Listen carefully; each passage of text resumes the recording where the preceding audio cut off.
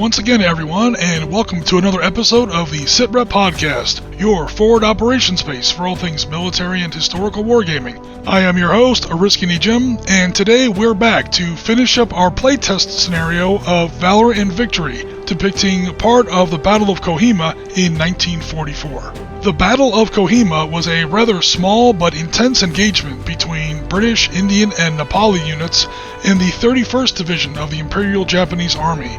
This took place 80 years ago this month in April 1944, part of the China-Burma-India or CBI theater. Together with the nearby Battle of Imphal, the Battle of Kohima shut down the Japanese Operation Yugo invasion of India out of occupied Burma. We went over the context and background of the CBI theater, Operation Yugo, and the larger scale Battle of Kohima in part 1 of this video. There's a link to part 1 in the description of this video. Check it out if you're interested in this material, or if you just want to see how our game has progressed up to this point. For now, suffice it to say that this scenario was designed to recreate one of the last Japanese efforts to break the Allied position along the northern shoulder of Kohima Ridge. This attack was made by the Japanese 58th Regiment, part of the 31st Division. This is coupled with the first counterattack lifting the Kohima siege by relief forces of the British 2nd Infantry Division, specifically US-made M3 Grant tanks of the 129th Regiment Royal Tank Corps. Part of this battle takes place at the residential estate of the local deputy commissioner, complete with bungalow, clubhouse, and tennis court. The smoking, bloody, World War I style no man's land tennis court that lends this corner of the battle its infamous name. It's a pretty big scenario, with about 540 total men on the table, plenty of mortars, a few Japanese mountain guns, and again, British tanks are on the way. We've only finished the first turn so far, but already we've seen a gigantic Japanese charge and some tenacious and deadly British defense, with whole stacks of counters being shoveled off the table in bloody heaps. I won't lie, it doesn't look great for the British right now. The Japanese have overrun the tennis court and stand poised to take the clubhouse, where Major John Winstanley, commander of B Company, 4th Battalion Royal West Kents, is standing by to be overrun. 4th Battalion of the 7th Rajput Rifles and 1st Battalion of the 1st Punjab Rifles are folding up Japanese positions along the wings to come assist the British, but, well, let's just say that sand is slipping out of the hourglass awfully fast. But we could sit here all day and talk about the game, or get back to the table and chuck some dice. So let's head back to the Wimbledon from hell and see if the British can pull this out. Okay, so here we are at the beginning of turn 2, and the first thing you might notice is there are a few less Japanese counters on the table. No, they didn't give up and go home, unfortunately for the British. What the Japanese did was they started their turn with their command phase, and one of the things you're allowed to do in your command phase is either recombine half squads that are already in the same hex, or you can divide full squads into half squads if you have room within the hex per the stacking limitations in the game. Okay, so now that the Japanese have reorganized themselves, we move on to the next phase, which is direct fire, and we're going to start off with some fire from their remaining mountain guns. We're going to try and soften up these Gurkhas here, because we can still see them on the southeast slope here of Kohima Ridge. Okay, so this first mountain gun right down here, it is worth 12 points, and it has a -1 bonus commander, so let's see what they get. Okay, so the Japanese roll a 10. That's not great. This is one of those games where you want to roll low.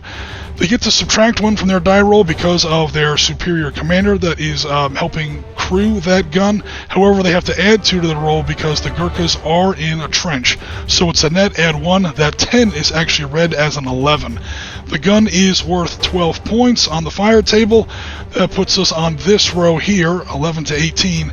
And with an adjusted 11 on that roll, yeah, they score no effect.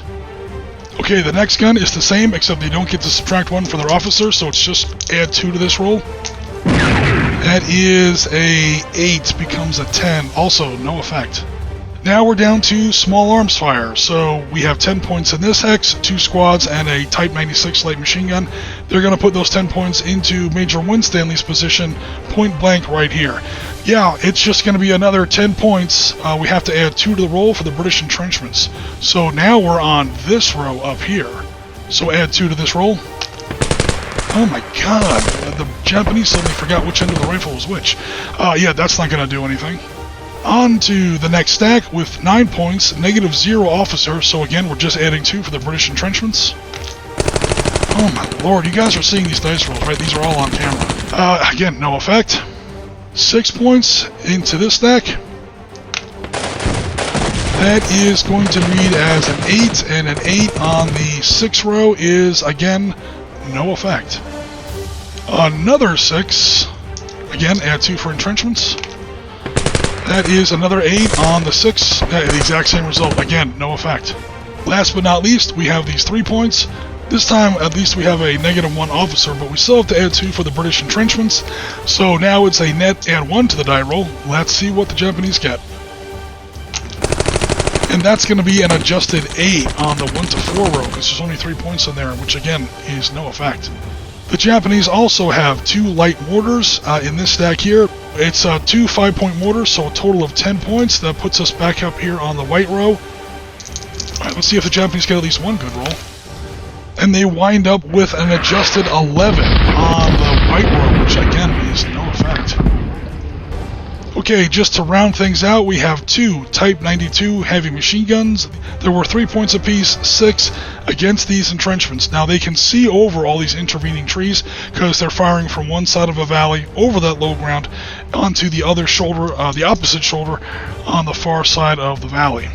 Okay, so 6 points total, add 2 for Gurkha entrenchments. And that becomes an 8 plus 2 is a 10 on the 6th row. Yeah, you guessed it, no effect yet again. Okay, up here to the north, we have these 2 half squads that are the remains of their flank guard. They're going to go ahead and try and break up the attack of D Company, 1st Battalion, 1st Regiment of Punjab Rifles that's coming at them. Now, these 2 Indian stacks are actually not in entrenchments, so for once, the Japanese won't have to add 2 to their die roll. Let's see what we got. Oh man, so yeah, that's 9. It doesn't get modified at all, but still, yeah, guess what? No effect yet again. There's another knee mortar over here. Let's go ahead and take a shot. Okay, so 4 plus 2 is 6 because they are shooting at entrenchments, but they may have actually, oh my god, hold on to your britches, they may have actually hit something. Yeah, look at that, they with an adjusted 6.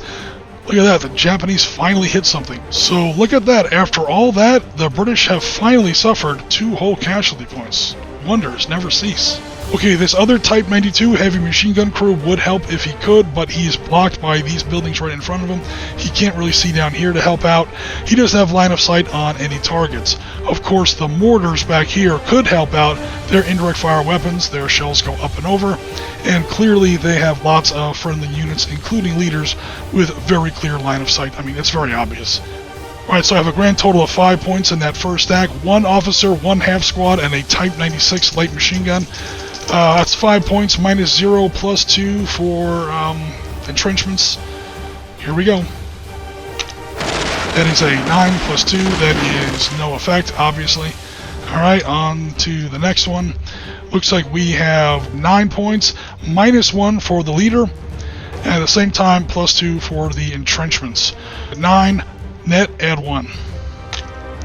Good grief, the Japanese cannot catch a break at all today. That's a 9 plus 1 is 10. On the white row, yeah, that's another miss. Okay, so now the Japanese have well and truly shot every gun in their force. They have hit for only 2 miserable casualty points. Let's go ahead and assess it. They were targeting this hex here. Yeah, I don't want to pin anybody because I'm about to take all kinds of assaults, clearly. So, yeah, these guys didn't get to hide in the bottom of the trench and become only pinned down. Therefore, they're going to have to take the casualties. Alright, so we're going to take out that full squad, and we're going to replace it with a half squad. Basically, we're going to make change. The hex is a little jumbled right now as far as the stack goes. I'll fix it up off camera. But yeah, that's about it for the Japanese direct fire phase. I really can't believe how little damage the Japanese inflicted there. I was expecting them to blow a huge bloody hole in the center of B Company's positions there. But y'all saw the dice rolls. So what can I say? Somebody upstairs still likes the British, and now they're ready to meet the Japanese assault. Okay, now we go to the Japanese movement phase, and this is where they're actually going to launch their second big assault. I'm going to take, actually, this whole stack right here, Shindo's platoon, he's going to spend 1-2 to climb the slope, 3-4 to get into the building, and then he's going to move in here to join those survivors of the first wave and actually launch his assault. Let me just quickly check to make sure this stack is actually legal. Okay, there's 1 infantry unit, 2 infantry units.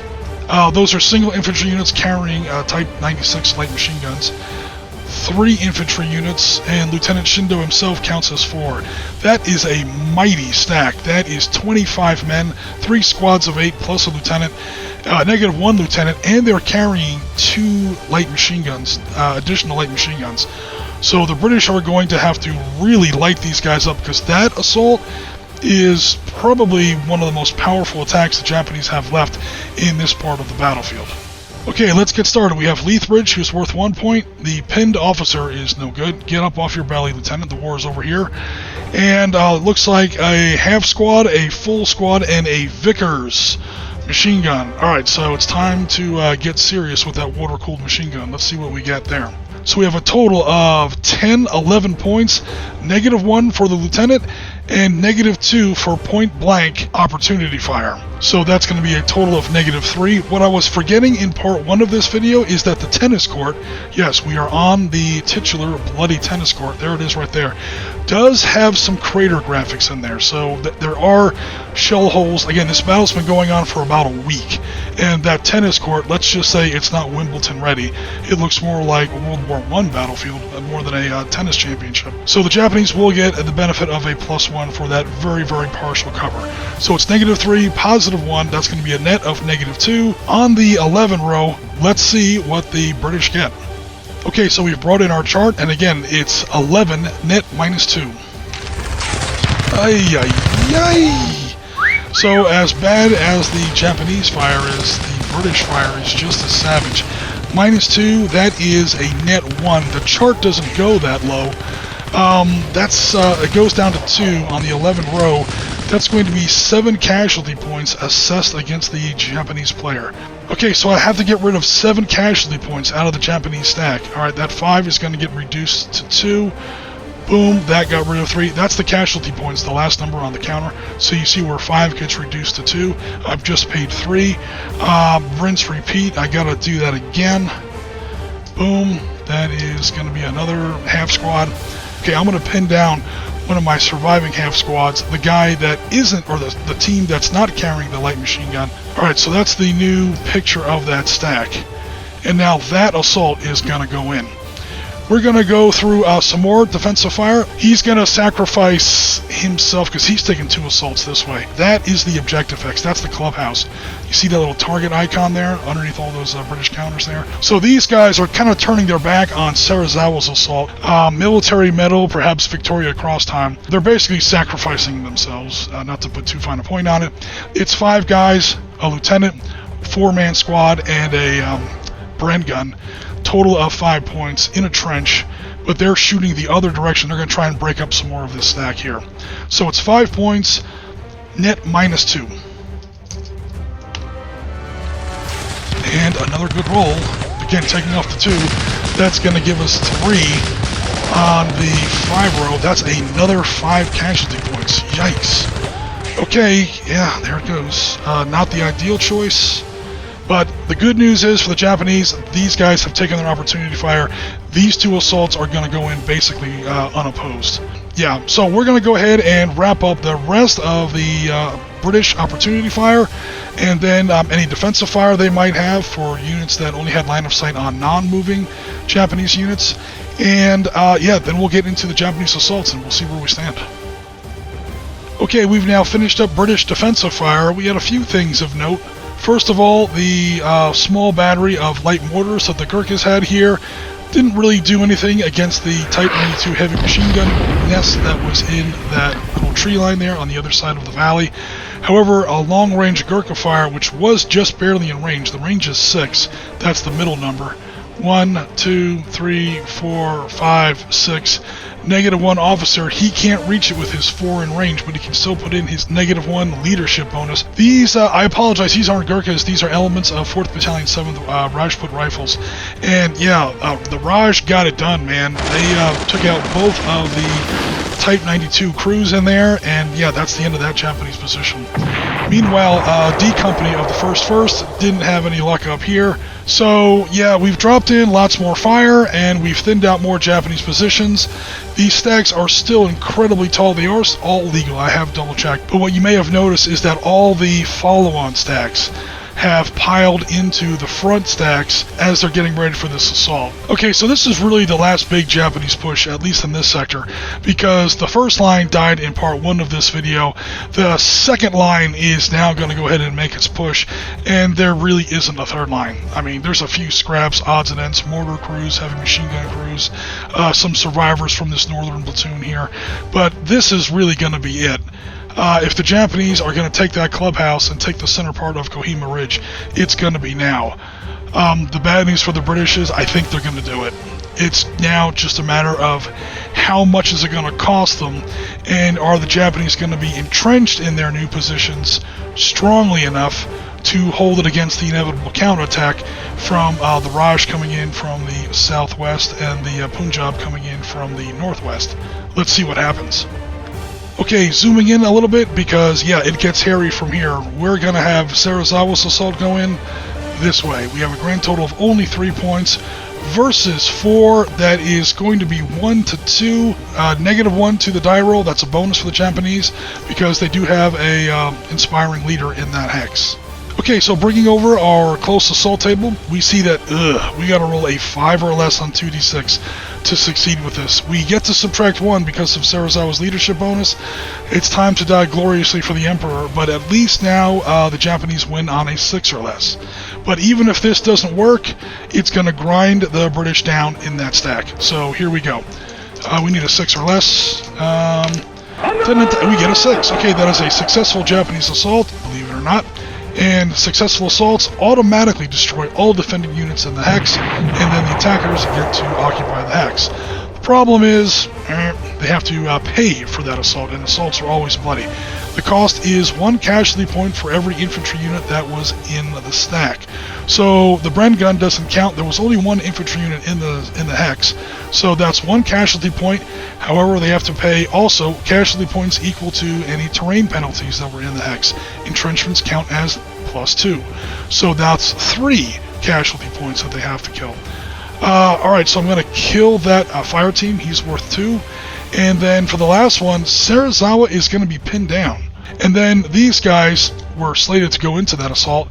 You don't get to add their numbers together, but now that we're still in the advance and assault phase, they're going to go in there as well, and at least now Sarazawa is not going to get bum rushed by any British counterattacks coming up next turn. Okay, so the British left is now pretty much collapsed and is caving in. The British right was pretty much blown clean off in part 1 of this video. They're rolling up both flanks. It's really just these 2 hexes of valiant defenders. Yeah, bite the pillow and think of England, guys. Here it comes. Okay, the next assault to go in is the big one, Tachibana. Yeah, here he comes. He's got a maximum stack, and he's going in against that Vickers crew. He's going in against the Vickers gun pit that is in the clubhouse. Let me show you the clubhouse real quick. Alright, so first thing that happens, you declare the assault. Okay, boom, this pinned down unit is just automatically destroyed. Okay, with all that out of the way, it's time to get to the actual numbers.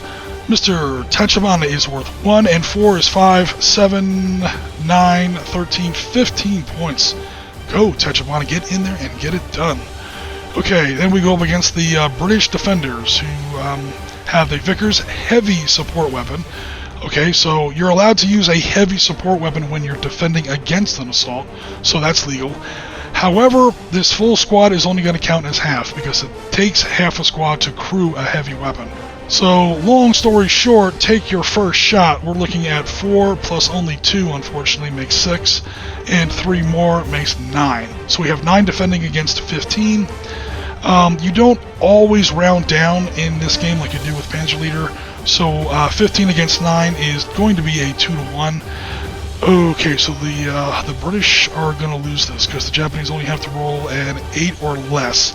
The British are forcing the Japanese to add 1 to their die roll with the -1 commander. Tachibana is not that great. I really should have put a better officer in here.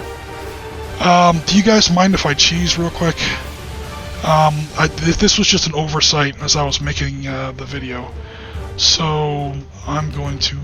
I do apologize, I am slightly cheesing here. The biggest assault would have the best surviving officer in there. Shindo has not rolled for anything yet. He hasn't counted against anything so far. So that's going to be -1. Okay, so the two officers counter each other out. We're back to an 8 or less for this Japanese assault to succeed. That's not good for the British, so in a desperate move, the British are going to throw in one of their 2 satchel charges. That adds 16 points to the British total. 9 plus 16 is 25 against 15. Okay, we've gone from 2 to 1 down to 1 to 2. The Japanese need to roll a 5 or less for this assault to go in. Here we go. Holy crap! Okay, as bad as they did on their direct fire check, the Japanese are rolling very well on their assault phase. So despite the satchel charge, which is now used up, boom. Alright, so that's a successful assault.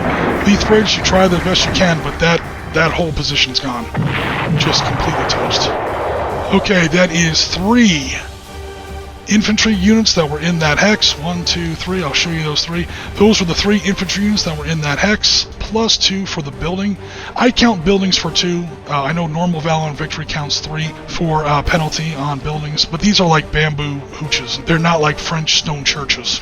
Long story short, take your second shot. We're looking at 5 total points, so I'm just going to knock down these 2 to half. I'm going to slightly overpay to keep my units together. Okay, I've now paid for the Japanese casualty points. I slightly overpaid. I dropped 6 casualty points instead of 5, but that's because I don't want anybody pinned down, because I expect to be immediately counter-assaulted in the back end of the British turn, so I don't want anybody pinned down. Okay. This other assault coming up down here. This one's probably going to be even worse. Alright, however, it is uphill. We have a -2 commander in there. No good commander for the Japanese. It's just a gigantic stack.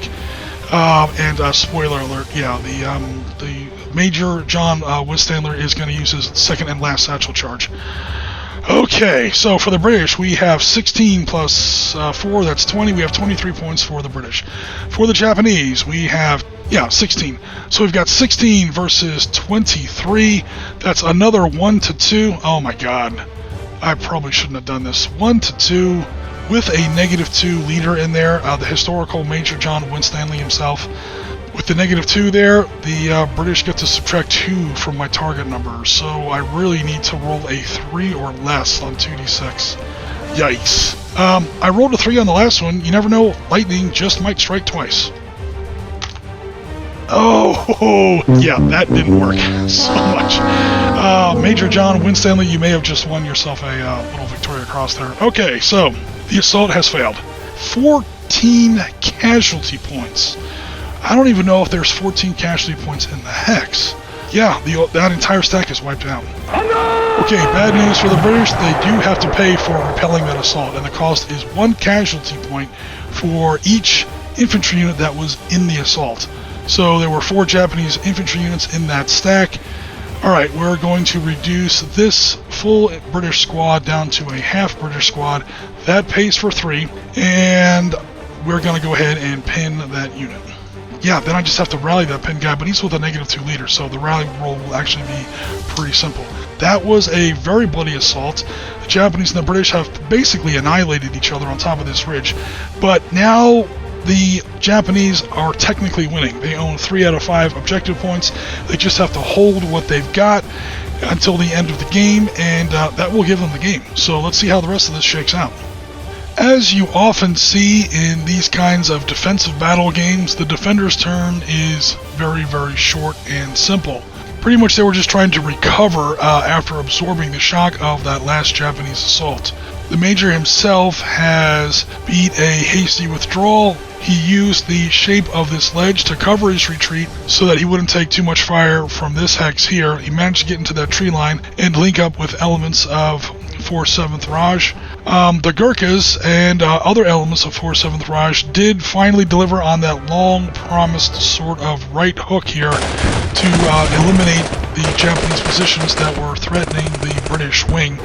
This guy whiffed on opportunity fire. This guy actually scored pretty well. The Gurkhas and Raj did take some pretty serious damage in there, but in the end, they did take that position, and with careful use of the pinning rules and the casualty assessment rules, they did, in the long run, get the job done. Things were also a little bloody up here, where we couldn't quite pin down those two Japanese half squads in that extreme northern tree line. D Company, 1st Battalion, 1st Punjab Rifles has wiped it out now. You're always going to take some losses in an assault, especially when the enemy is smart enough to set their defense up in an entrenchment or a building or a tree line, some kind of terrain. Terrain is what kills you in assaults. These guys were dropping in some light mortar fire that did knock out some more Japanese positions here on the shoulder of the ridge, and again, these other Punjab Rifles have managed to sort of consolidate a position.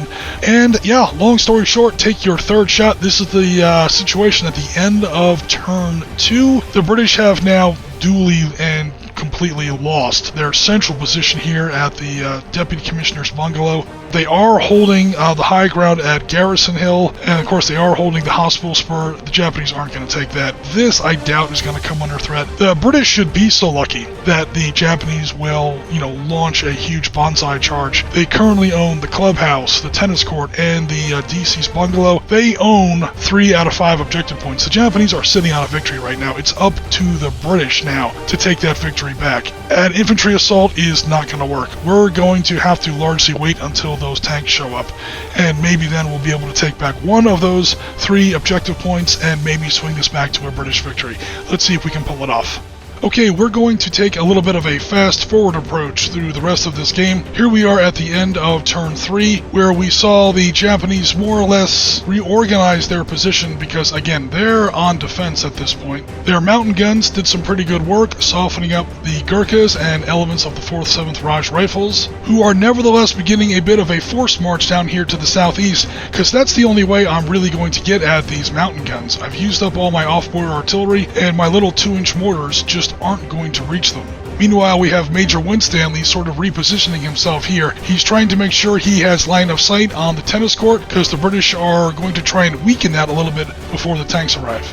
On turn 4, things take a bit of a left turn when Major Winstanley, again, like I said, put some fire down on that tennis court and rolled just exceptionally well and managed to knock a lot of the Japanese off of there. Some other British and Indian fire managed to pin down the Type 92 heavy machine gun that was in this hex here. And yeah, I know I said that an infantry assault was not going to crack this Japanese position, but for our boys here in D Company, 1st Battalion, 1st Punjab Rifles, they're just not going to get a better opportunity than that. So their British officers blew the whistle and in went 3 assaults. The British and Indian assault managed to retake the tennis court. They easily mopped up that Type 92 position because it was pinned down in those trenches, and they even managed to take these craters here. So yeah, I wasn't really expecting things to shake out before the tanks arrive, but it looks like the British are now making a bid to win this game. In fact, right now they are winning here on the end of turn 4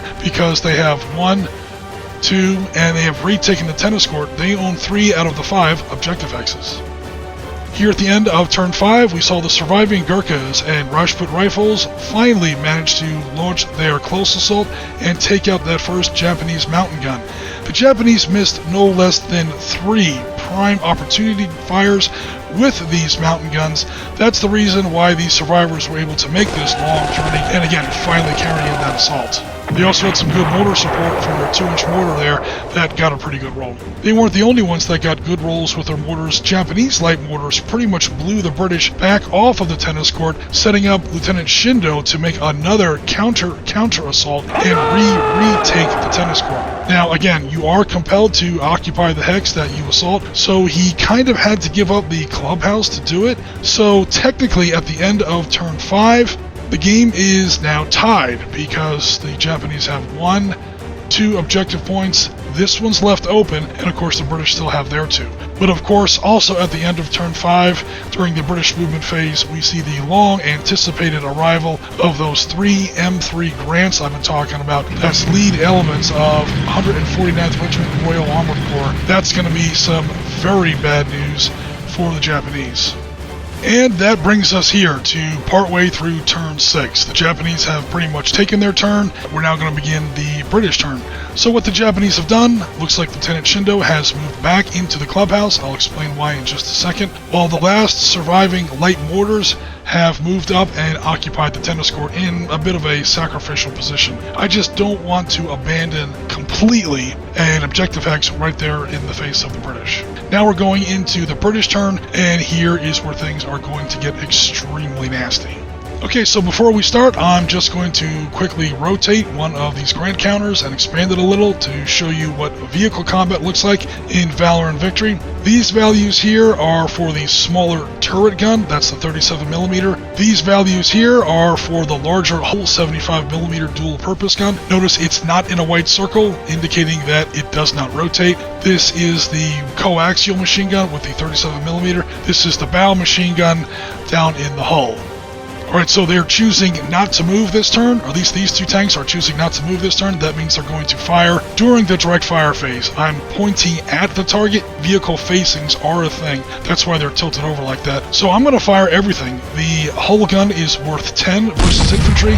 The turret gun is worth 4, and then both machine guns. So it's 14 plus 7 is 21. I cannot combine the two tanks together. Vehicles cannot form fire groups. So I have to fire 21 twice. I need to blow Shindo's platoon out of that clubhouse, and again, this goes back to why he's in the clubhouse. Yeah, he has to go in the clubhouse because tanks are not allowed to overrun buildings. Trust me, if he was still on that tennis court, he would quickly be getting overrun, and that would be the end of the game right there.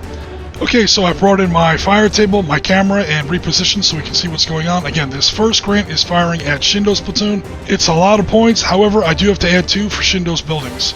So I'm on 21, I'm way down here on the blue row. Alright, that is going to be a 6 plus 2 is 8. That's 2 casualty points so far.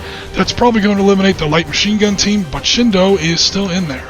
Alright, so now we're going to roll the other tank.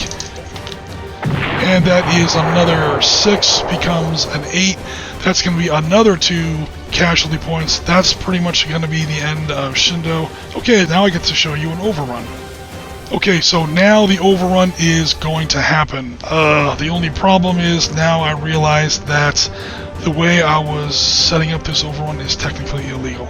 Okay, because what you have to do when you're doing an overrun, you have to do it old school Panzerblitz style. You have to actually go over the enemy hex and then wind up in the hex directly opposite your entry hex. That's not legal because tanks are not allowed to enter building hexes. Alright, so I'm going to have to do it this way. I realize that there's a temporary stacking problem here, but the grant is not stopping there, so it doesn't technically cause a stacking issue. He's going to overrun this way, and he's going to wind up in this hex over there. Alright, cool. Okay, so how an overrun works is all of those anti-personnel values that we reviewed before, adding up to 21. Yeah, that doubles. That's how overruns work in Valor and Victory. So if you can pull one off, it's really, really devastating. 42 is the new total, 21 times 2. Holy crap. Well, it does have 2 cannons and 2 machine guns on it, and it's literally overrunning a bunch of guys trying to hold an open tennis court.